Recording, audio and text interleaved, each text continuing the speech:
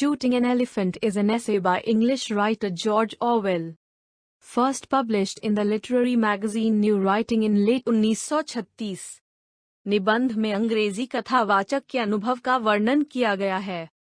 संभवतः ऑरवेल ने स्वयं बर्मा में एक पुलिस अधिकारी के रूप में काम करते हुए एक आक्रामक हाथी को गोली मारने का आह्वान किया था, क्योंकि स्थानीय लोग उनसे काम करने की उम्मीद करते हैं, इसलिए वह अपने बेहतर फैसले के खिलाफ ऐसा करते हैं। उनकी पीड़ा हाथी की धीमी और दर्दनाक मौत से बढ़ गई।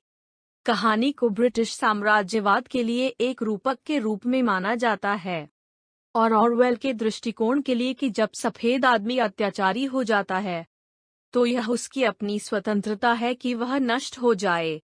Shooting an elephant summary. George Orwell द्वारा शूटिंग ए एलिफेंट। औपनिवेशिक बर्मा में ब्रिटिश राज के पुलिस अधिकारी के रूप में ऑरवेल के समय के बारे में एक कथात्मक निबंध है। निबंध एक आंतरिक संघर्ष में तल्लीन होता है जो ऑरवेल ब्रिटिश साम्राज्य का प्रतिनिधित्व करने और कानून को बनाए रखने की अपनी भूमिका में अनुभव करता है। निबंध के उद्घाटन पर ऑरवेल बताते हैं कि वह बर्मा में ब्रिटिश औपनिवेशिक परियोजना के विरोध में है। स्पष्ट शब्दों में वह कहता है कि वह बर्मी लोगों की ओर है, जिन्हें लगता है कि वे औपनिवेशिक शासन द्वारा प्रताड़ित है। एक पुलिस अधिकारी के रूप में वह शाही परियोजना की क्रूरता को करीब से और पहले हाथ से देखता है। वह देश में ब्रिटिश उपस्थिति का समर्थन करता है। अनिवार्य रूप से वह ब्रिटिश साम्राज्यवादी शक्ति का प्रतिनिधित्व करने वाले पुलिस अधिकारी के रूप में चुनौतियों का सामना करता है।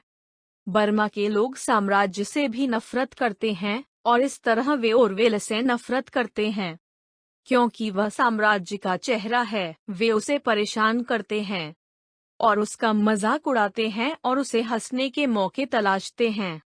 वह बताते हैं कि घटनाओं के समय वह अपनी स्थिति की दुविधा को समझने या इससे निपटने के तरीके जानने के लिए बहुत छोटा है। इस प्रकार वह खुद को बर्मा के लोगों से भी नाराज कर लेता है। अंग्रेजों के पास बर्मी के पास जो एक चीज है वह उनका मजाक उड़ाने और उपहास करने की क्षमता है। पुलिस अधिकारी के रूप में ऑरवेल का पूरा ध्यान इस प्रकार बर्मी के उपहास से बचने के बारे में है। एक दिन की घटना के आसपास कथा केंद्र जब इन सभी परस्पर विरोधी भावनाओं को स्वयं प्रकट करते हैं और ऑरवेल उनका सामना करते हैं और उन्हें समझते हैं। इस दिन ऑरवेल को पता चलता है कि एक हाथी ने अपनी श्रृंखला को तोड़ दिया है और यह मस्ट एक गुजरने वाला हार्मोनल विकार जो हाथी को बेकाबू होकर हिंसक बना देता है की लड़ाई चल रही है। हाथी कहर बरपा रहा है, एक बाजार के माध्यम से भाग रहा है।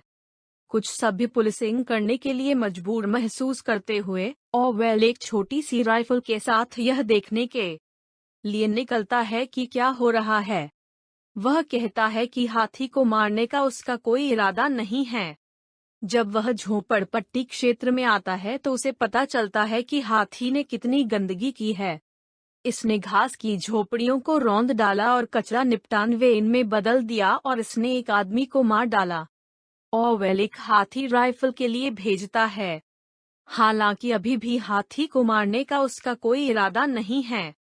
वह कहता है कि वह केवल अपना बचाव करना चाहता है। राइफल के साथ वह धान के खेतों में ले जाता है जहां वह विशालकाय हाथी को शांति से चरते हुए देखता है। हाथी पर आंखें रखने पर उसे तुरंत लगता है कि इसे मारना गलत होगा। उसके पास इतनी जटिल और सुंदर चीज को नष्ट करने के लिए कोई झुकाव नहीं है। वह जानवर की सुंदरता और महान मूल्य का वर्णन करता है। यह उसे मारने के लिए सब कुछ के खिलाफ जाना होगा। उसका कहना है कि यह हत्या जैसा होगा, लेकिन जब लोगों को देखते हुए वापस देखने को मिलता है तो उसे पता चलता है कि भीड़ बड़े पैमाने पर है, कम से कम 2000 लोग। वह उस पर अपनी आंखें महसूस करता है और अपनी भूमिका की बहुत उम्मीद करता है।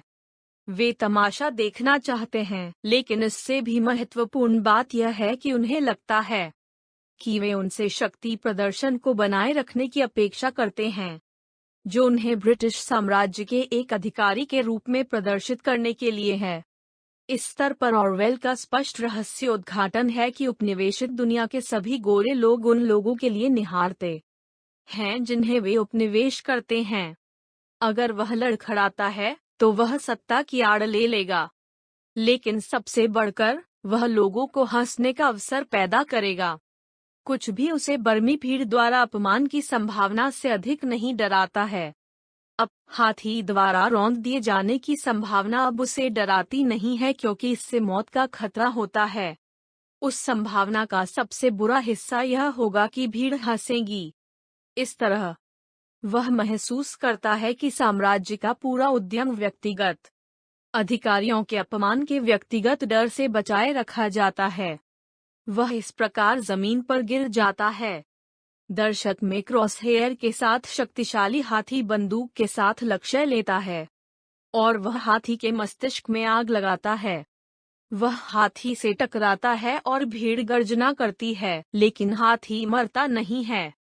एक परेशान करने वाला बदलाव इस पर आता है और यह केवल उम्र के लिए लगता है। वह फिर से आग लगाता है और यह समय उसे धीरे धीरे अपने घुटनों पर लाता है, लेकिन फिर भी यह नीचे नहीं जाता है। वह फिर से आग लगाता है और यह वापस ऊपर आता है। नाटकीय रूप से हिंद पैरों पर उठता है और पृथ्वी पर गरजने से पहले अपनी सूंड उठाता है। हालांकि यह अभी भी जीवित है। ओवेल इसके पास जाता है और पाता है कि यह अभी भी सांस ले रहा है। वह हाथी के दिल में गोली लगने के बाद बुलेट को उतारने के लिए आगे बढ़ता है, लेकिन यह नहीं मरेगा। लोगों ने मांस चुराने के लिए झुंड बना लिया है। अपनी शर्म या अपराध का वर्णन किए बिना वह हाथी को जिंदा छोड़ देता है, बुरी तरह से पीड़ित। उसे बाद में पता चला कि हाथी को मरने में आधा घंटा लग गया। अन्य पुलिस अधिकारियों के बीच कुछ चर्चा है कि उसने सही काम किया है या नहीं। पुराने लोगों को लगता है कि उसने किया था। छोटे लोगों को लगता है कि एक बर्मी कोली को मारने के लिए एक हाथी को गोली मारना शर्म की बात है। सारांश का अंत। धन्यवाद।